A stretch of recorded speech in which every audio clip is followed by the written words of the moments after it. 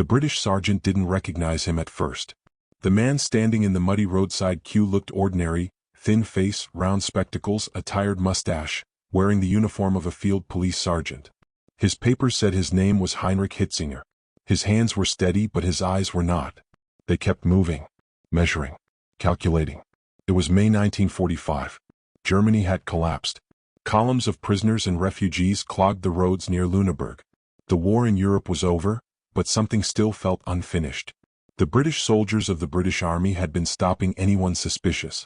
SS officers were trying to vanish into the chaos, shaving their distinctive haircuts, discarding uniforms, inventing identities.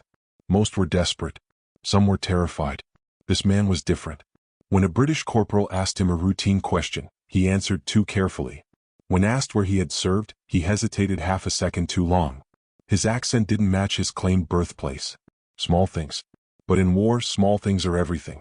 They searched his belongings. Nothing dramatic. A few papers. Some tablets sewn into his clothing. The British soldiers exchanged a look. Cyanide capsules were common among high-ranking Nazis who feared capture. That was when suspicion turned into certainty. He was taken aside for further questioning. Still calm. Still polite. He insisted on his fake name. But as British intelligence officers examined him more closely, one of them noticed something unforgettable: the shape of the face. The ears. The glasses. Someone whispered a name. Heinrich Himmler. Head of the SS. Architect of the camps.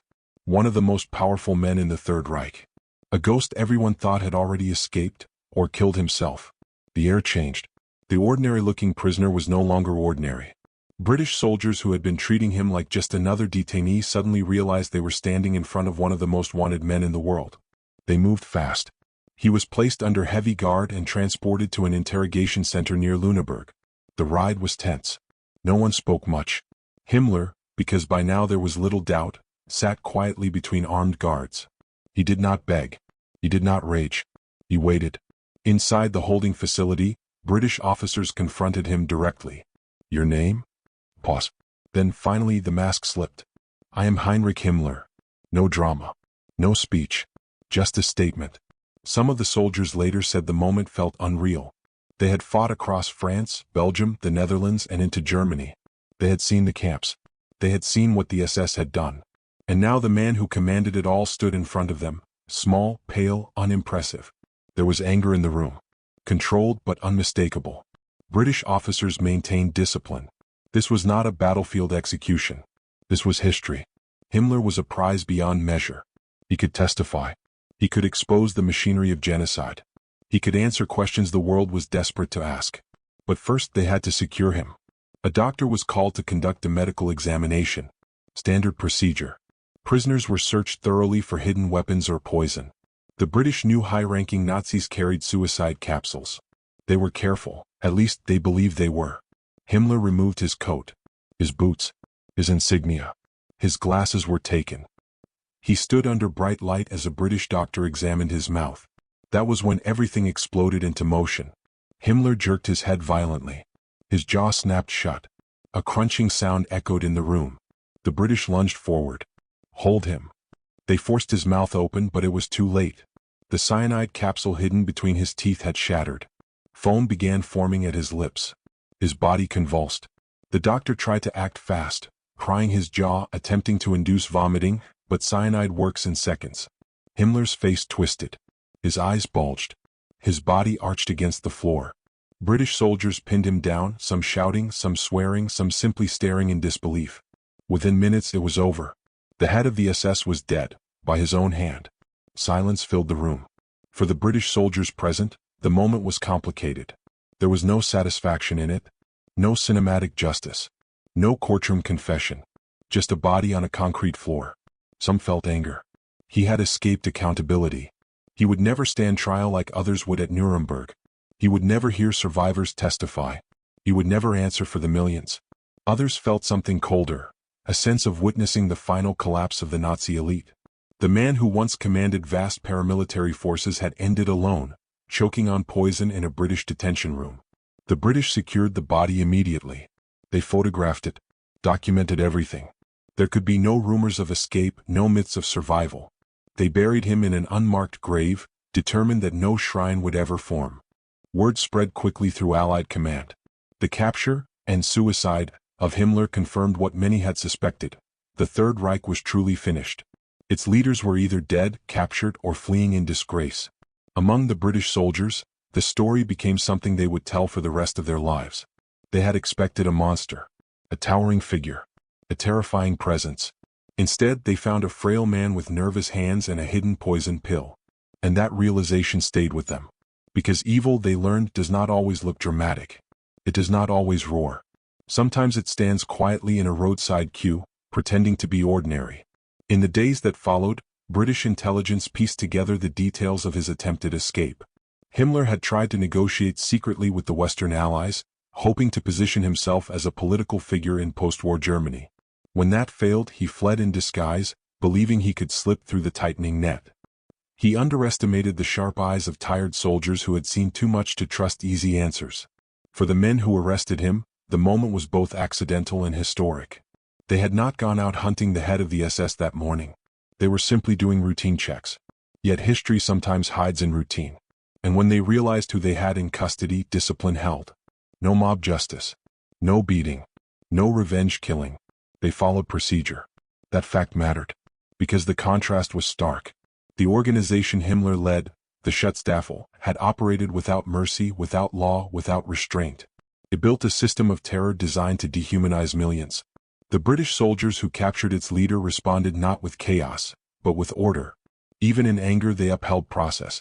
Still, many wrestled privately with the outcome. Some later admitted they wished he had lived to face trial. Others felt his suicide was fitting, an act of cowardice consistent with a man who sent others to die while avoiding responsibility himself. The image of him biting down on the capsule haunted at least one of the guards for years. The sudden violence of it. The determination in his final act. It was not fear in his eyes, some recalled. It was refusal. Refusal to be judged. In the larger sweep of history, Himmler's death closed one chapter but left countless questions unanswered. Survivors would testify. Documents would be uncovered. Trials would proceed. But the head of the SS would never sit in the dock. And it all ended because a British corporal noticed a hesitation in a man's voice on a dusty German road. That is how history sometimes turns, not with grand speeches but with suspicion, discipline, and seconds that cannot be undone. I will continue the story further in the next part. The days after his death did not slow down for the British soldiers who had captured him.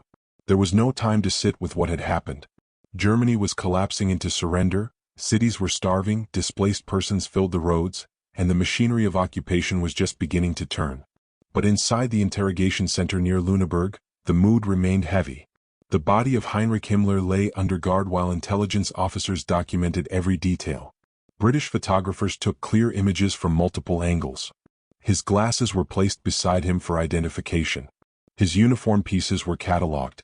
His false papers were examined again and again. The British command understood immediately what was at stake. Rumors spread quickly in defeated Germany. If word escaped that Himmler had vanished or escaped, myths would grow. So the British made a calculated decision. Absolute documentation, absolute confirmation. They even forced former SS officers in custody to identify the body. One by one, men who had once saluted him were brought in. Some stared in disbelief. Some trembled. Some refused to look for long. For them, seeing him dead shattered something. The illusion of invincibility was gone. Among British ranks, reactions were mixed and deeply personal. Many of the soldiers had already visited concentration camps liberated by Allied forces. Though the British Army itself had liberated camps like Bergen-Belsen concentration camp, news and images from across Europe had circulated rapidly. The horrors were undeniable: starvation, disease, mass graves, survivors reduced to skeletal shadows. Himmler had overseen that system. Some British soldiers admitted later that when they first suspected who he was, a flash of fury surged through them. Not wild rage, but something sharp and controlled. They thought of what they had seen. Of the bodies stacked like timber. Of children with hollow eyes. And yet, discipline held. The prisoner was not beaten. He was not humiliated. He was guarded and processed. That mattered deeply to British command. The war had been fought, in their view, to defeat a regime built on lawlessness and cruelty. If they abandoned their own standards at the final hour, what would that say? Still, the suicide left a bitter taste. Interrogators had prepared questions. Detailed ones. They wanted names. They wanted operational clarity. They wanted insight into the final days of the collapsing Reich. They wanted confirmation about hidden SS networks rumored to be preparing guerrilla resistance. All of that vanished in seconds when the cyanide capsule cracked. There was anger at themselves too. How had they missed it? Himmler had already been searched once at the checkpoint.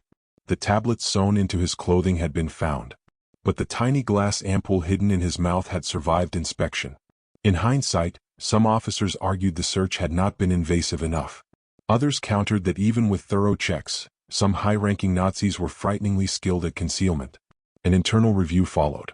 Procedures were tightened immediately for all high-value detainees. Mouth inspections became far more aggressive. Guards were instructed to watch for jaw tension, unusual swallowing movements, nervous habits. It was a hard lesson learned too late. Meanwhile, news traveled upward through Allied headquarters. British command notified their American counterparts. Within hours, the information reached senior Allied leadership. Though he would never face trial, Himmler's confirmed death removed one of the last central pillars of the Nazi power structure. Adolf Hitler was already dead in Berlin. Other top figures were being hunted. The regime that had once terrified Europe was now a scattered collection of fugitives.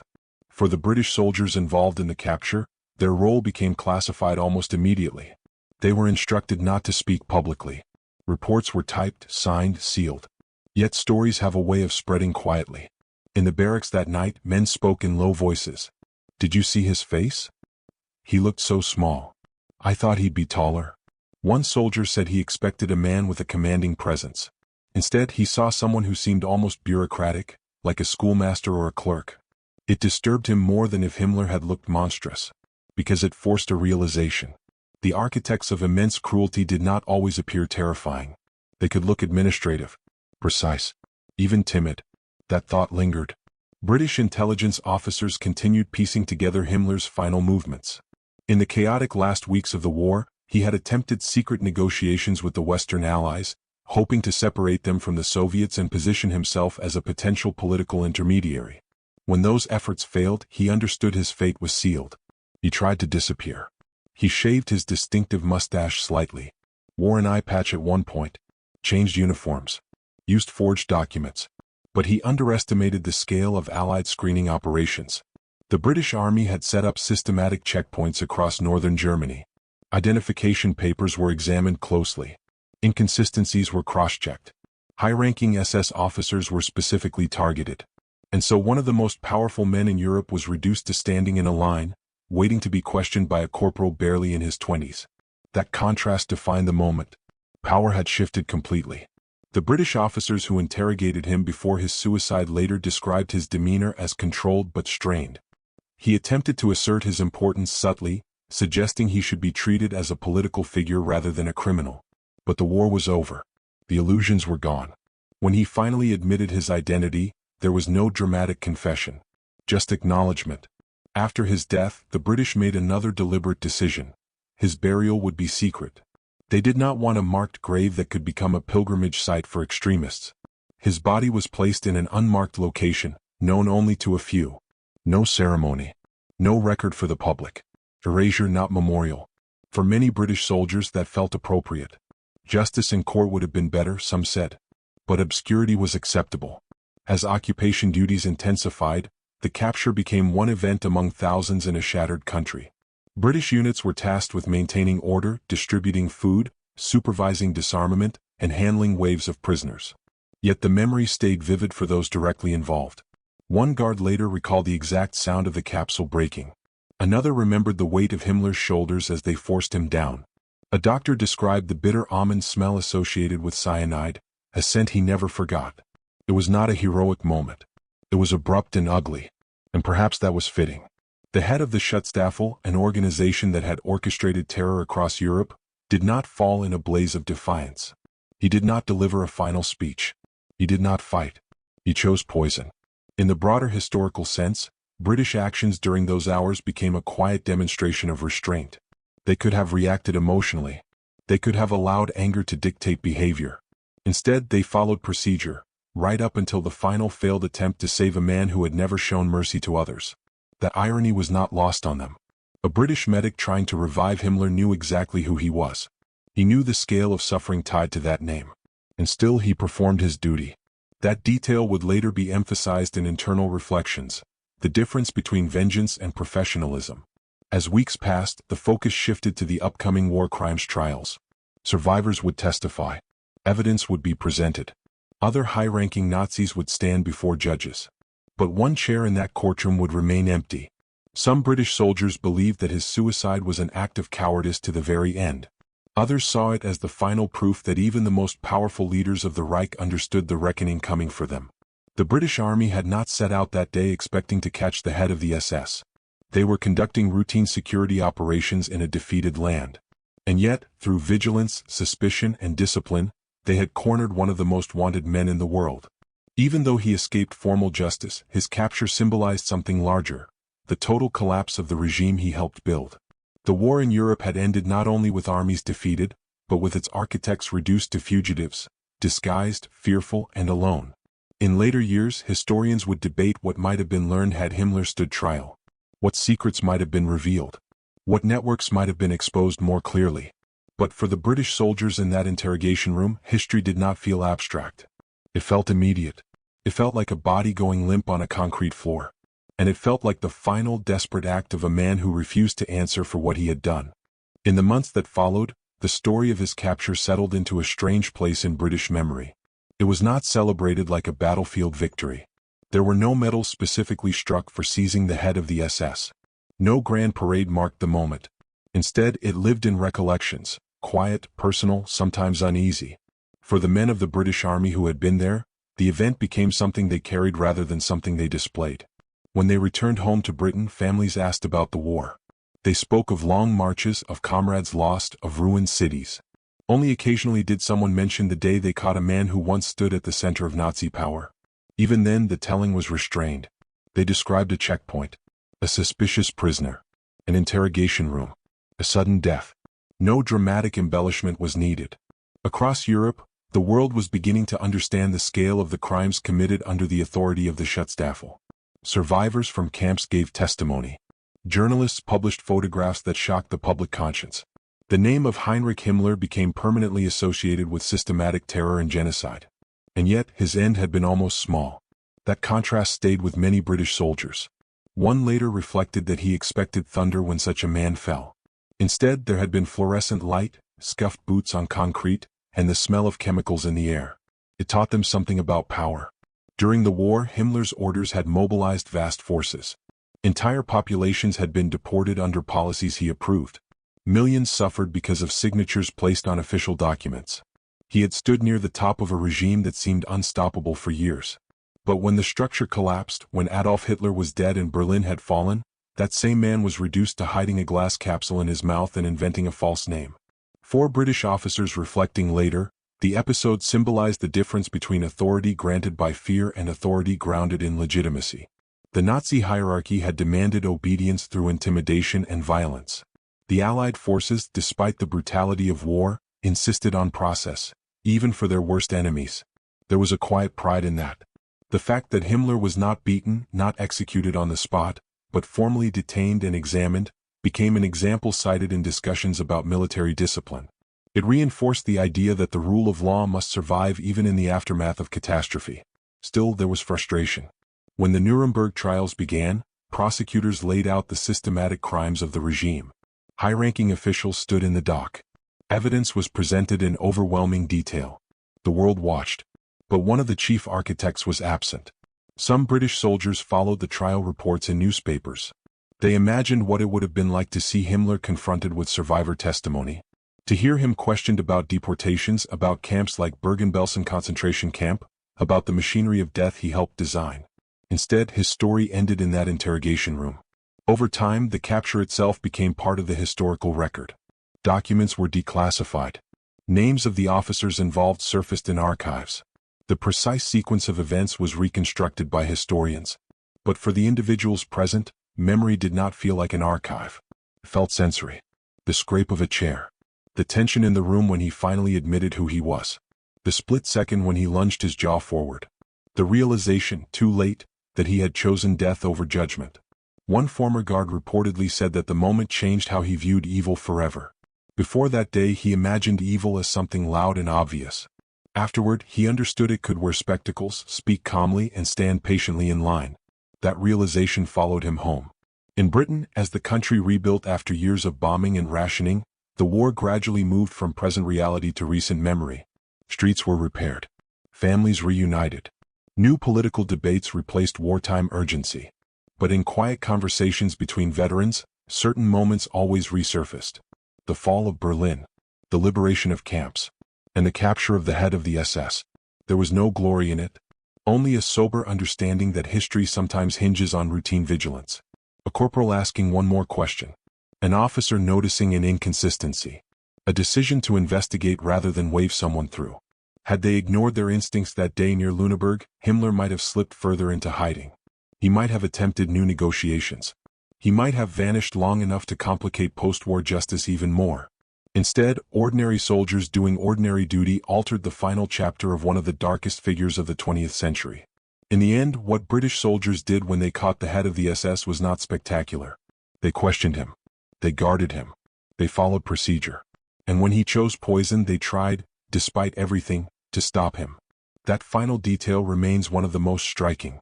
The men restraining him knew his name. They knew the suffering tied to it. Yet instinct and training drove them to preserve life, even his. It was not sympathy. It was principle. And that principle marked the difference between the world that was ending and the world they were trying to build. Himmler's grave remained unmarked. No monument bears his name. No official ceremony recalls his final hours. His power dissolved into anonymity. But the story of his capture endures as a reminder that even the architects of vast cruelty can be brought down not by spectacle, but by vigilance and discipline. On a quiet road in defeated Germany, the illusion of invincible tyranny met the steady scrutiny of tired soldiers. And it ended not with a battle, but with a question asked at the right moment, and an answer that changed everything.